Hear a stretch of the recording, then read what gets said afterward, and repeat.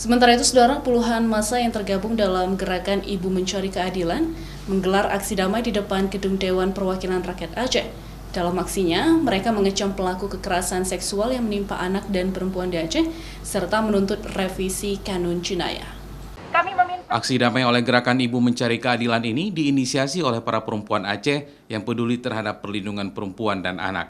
Peserta aksi menilai Aceh saat ini dalam kondisi darurat kekerasan seksual.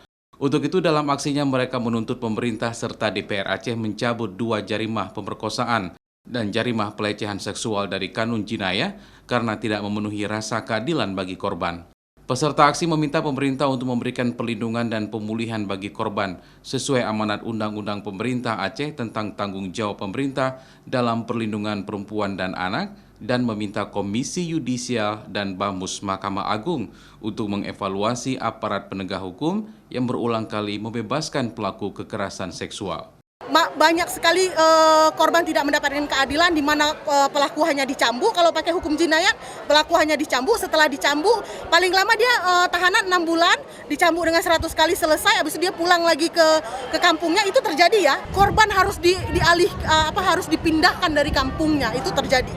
Itu yang sangat menyedihkan dalam kanun hukum jinayat. Dalam orasinya, peserta aksi menjelaskan bahwa revisi kanun jinayah sudah masuk dalam prolega prioritas 2022 untuk dibahas tahun 2022.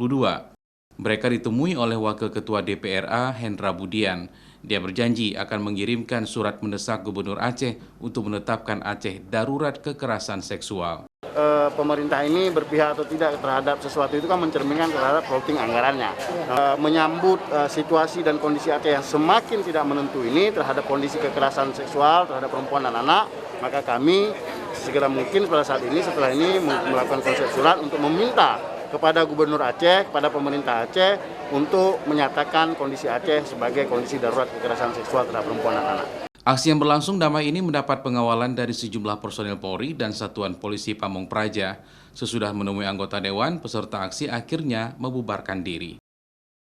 Mustajab, Kompas TV, Banda Aceh.